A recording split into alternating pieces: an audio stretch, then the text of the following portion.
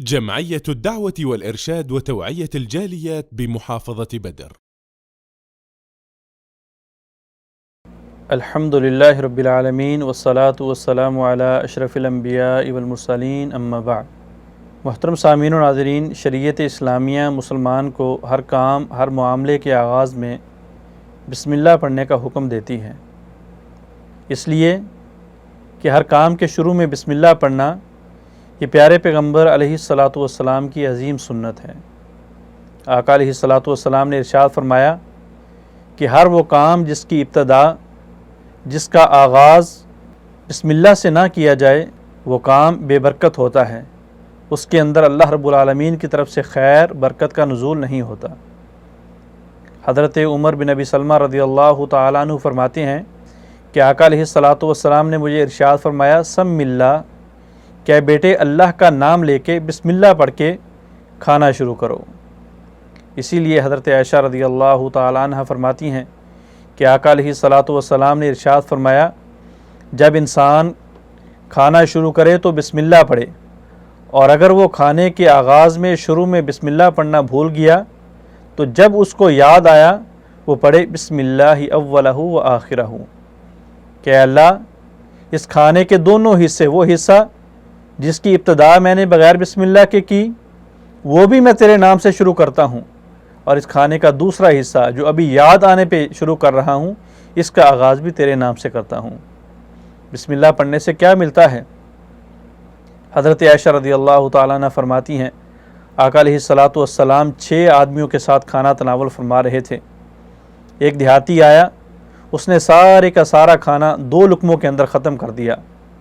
آقا علیہ الصلاۃ والسلام نے ارشاد فرمایا، اگر یہ شخص بسم اللہ پڑھ کے کھانا شروع کرتا تو یہ کھانا جو ایک آدمی کھا گیا ہے یہ تم 6 کے 6 آدمیوں کو کفایت کر جاتا۔ اللہ رب العالمین اس کے اندر اتنی زیادہ برکت ڈال دیتے، اللہ رب العالمین اس کے اندر اتنا اپنا کرم و فضل فرما دیتے کہ تم سارے کے سارے یہ کھانا کھا کے سیر ہو جاتے۔ بسم اللہ پڑھنے سے ملتا کیا ہے؟ شیطان بھاگ جاتا ہے، شیطان انسان کے ساتھ کھانے میں شریک نہیں ہوتا۔ آقا علیہ الصلاۃ والسلام کے پیارے صحابی حدیث بیان کرتے ہیں، آقا علیہ الصلاۃ والسلام کے سامنے ایک آدمی کھانا کھا رہا تھا بغیر بسم اللہ کے۔